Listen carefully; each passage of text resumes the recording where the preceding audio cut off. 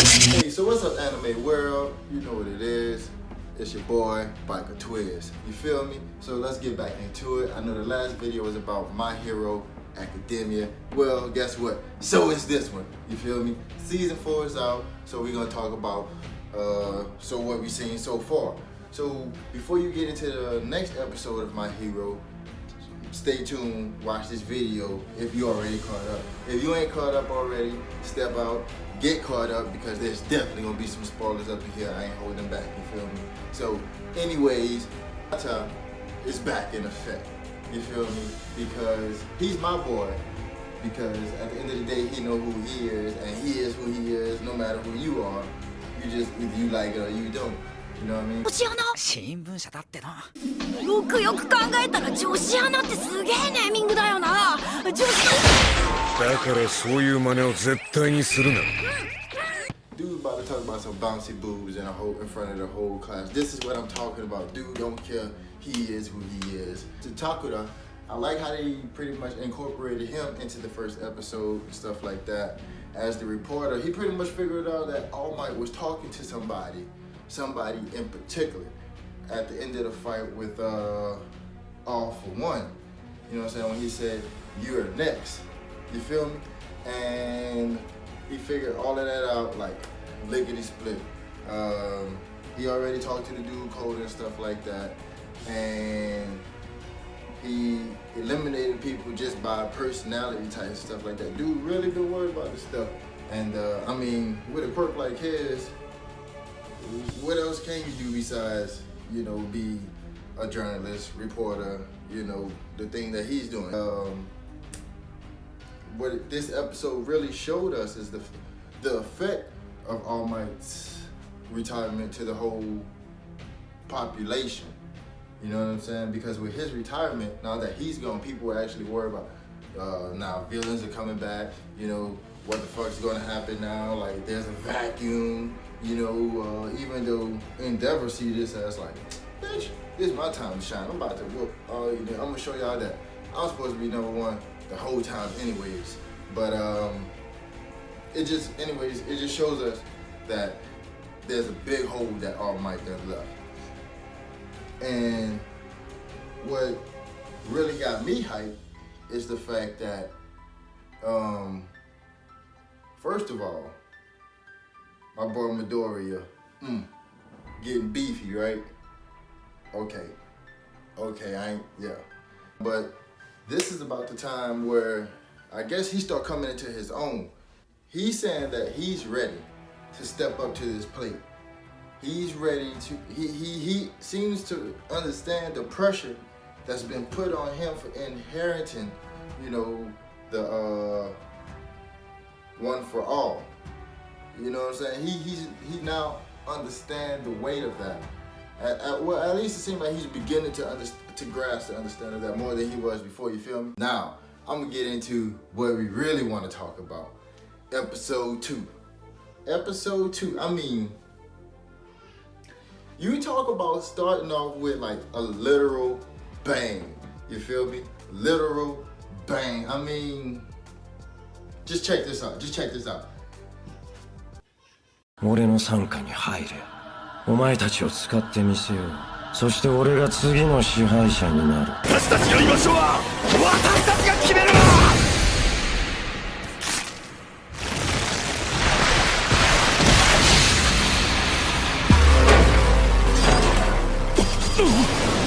待て、コンプレス！こいつらやべえ！俺の足で閉じ込める！触るな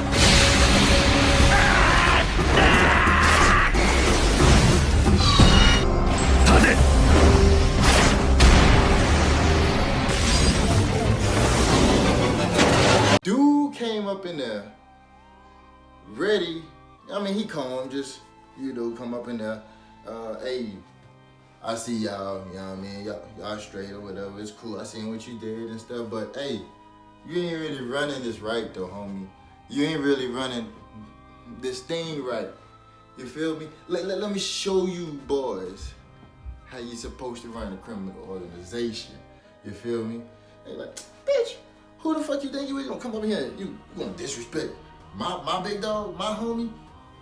dude came at him, thought he was about to, you know, whoop up on nigga like, little stupid ass bitch, I ain't fucking with you. Don't touch me. You feel me? That reminded me of in high school there was this dude that I used to play football with. You know, he was like, juking and all of that shit. You know, one of them types. And when he used to juke people and shit like that, he bat your hand like, hey, bad hoe, bad hoe. Pretty much that's what Overhaul did to them niggas. Like, don't touch me, nigga, bad hoe. You know what I mean? Blasted him. And then he just dipped like, hey, I'll come get you when I'm ready, you heard me? Like, that was fire. That's how you start. I mean, that episode started off and it went boom, like just straight out the gate. Just straight out the gate. Now, I told y'all that boy was sinister.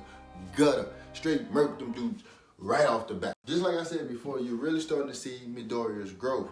But just as we're seeing his growth, we're also starting to see the growth of Tomaru as well. Because you see when him and Overhaul was having that talk, you're starting to see like his side thoughts and shit like that. And dude pretty much plotting like, man, maybe I can use, you know, it seemed like maybe he's gonna try to use Overhaul in some way or fashion. But don't get it twisted, it seemed like Overhaul, but he just pretty much said all right now, like, bitch, I'm trying to come up here and understand. But anyways, you see both of them starting to grow, like, but this also seems like it's locking them two into a clash, you know? And that's what I'm starting to see. And, you know, maybe the storyline is shifting from, you know, like last time, maybe I was thinking that Midoriya's whole purpose was to fight the All For One guy or whatever, but maybe they're gonna twist this whole story around Tomaru being Midoriya's arch rival. Like I'm saying, on Midoriya, when All Might called him in, you know, to meet, to talk and sit down and stuff like that with Mirio and shit. We're gonna talk back about, you know, the whole Mirio situation in a bit. But when All Might brought him in to talk about Mirio and all of this other type of stuff, and pretty much asked, you know, Mirio asked him the question, well, okay, you wanna go meet sir? Cool. All right, cool beans. Let me ask you a question. Why do you want to become stronger? Pretty much, Midoriya started off by to say, you know, saying she trying, you know, pretty much following in that same, hey, I'm all my predecessor, I'm following all my footsteps, shit like that or whatever. But he like, I just want to be the greatest hero ever, point blank, period. Me, Midoriya, up top, #1 of all time. You feel me? I don't want to be All Might. I want to be better than All Might. You know what I'm saying? So that's him embracing it, and he letting his nuts hang. Mirio was supposed to be All Might's successor, huh? I mean, that's straight. Cause think about it, dude, colder than a bitch. I mean, he did whoop the shit out of the whole class of 1A. Let's not forget that. I'm not saying that All Might couldn't whoop them. I mean, All Might probably take them all out. You know, probably in his cripple form too. Mr. Eraser also said that Mirio is the one that's capable of being the #1 hero right now. You know, so that's including Endeavor, Eraserhead, all of them. But what I'm really curious about is if the dude is cheerful, you know, just like Midoriya and stuff like that. A lot of people around him, they laugh, they seem to have a good time and shit like that. But why didn't All Might choose him? That's what I want to know. Why didn't All Might choose him? I know in that, you know, he decided in that moment because Midoriya went out there, even with no powers and stuff like that, to save Bakugo. Even though he didn't have no powers, he's like, that's dope as shit. But it ain't like he's seen that and then boom, here you go, Midoriya. That was a thought out choice. I want to know why. Midoriya's joke. Dog. Come on, man. This dude, the one thing he's been working on his his whole life because he didn't have his quirk his whole life. But the one thing he's been working on his whole life, besides studying people quirks and stuff like that and being the strategist that he is preparing, well, his All Might impression. You know, now I'll be honest, like his All Might impersonation is dope. You know what I'm saying? Like I thought it was funny. Now when he did it, I was dying laughing. Me, you know what I'm saying? Like I thought it was funny. You feel what I'm saying? I was in that thing dying laughing. But whoa, bad call because Sir fucks with All Might. You feel me? And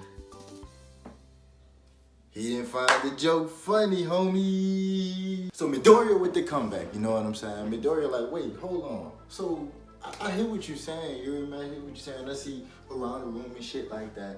You know, you got your All Might shit. You is his sidekick. You know, I'm tripping. You know what I'm saying? But hey, this ain't something that, you know, everybody know about. You know, this only like his truest fans know about this, you know what I'm saying? Then he went and broke down the thing, you know, talking about this is from, you know, the Vinegar Riverbank incident.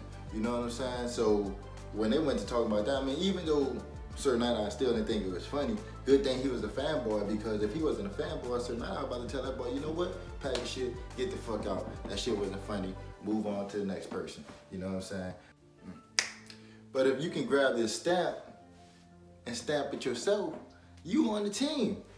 You know, so Midoriya like, bet, bitch, I'm about to come at you, I'm about to work, you know what I'm saying? So Midoriya, you know, he doing this thing like, and you know, Night-Eye's right, he kind of looked like, you know, Gran Torino up in there, you know, he's just bouncing off the walls, looking like, you know, he got his whole jet quirk and stuff like that. But, you know, the good thing about it is, what you're seeing from Midoriya is he's taking stuff from everybody, not just, you know, from Bakugo with the whole, the shoot style and stuff like that. You know, he's absorbing what he learned from All Might, Bakugo. He's watching everybody. So that notebook he have might, you know, that thing might come into handy or something, because maybe that's the explanation behind, you know, his brain and the way he think when he fights. He's such an analyst, you feel me?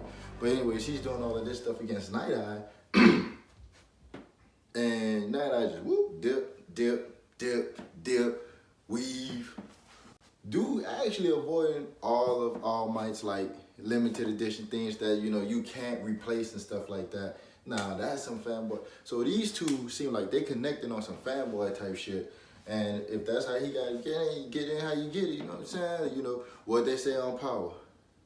Legal or illegal. So you got to make it. So I'm going to let you on the team. You hear me? You can be part of the team, baby. But you only here so I can show you that you ain't supposed to have this power. The power is supposed to be going to my boy Lemillion, a.k.a. Miro, a.k.a. Mr. Naked Man, a.k.a.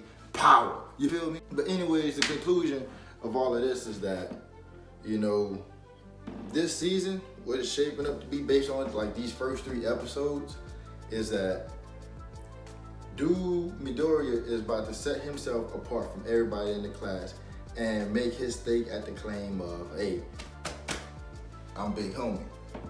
So this is all interesting to me because he's not just doing it in All Might's image. And that's the part to me that matters the most, because now it feels like I'm finally getting to see Midoriya become into a hero of his own. But anyways, don't forget to like and subscribe if you haven't done that already. Holla at your boy.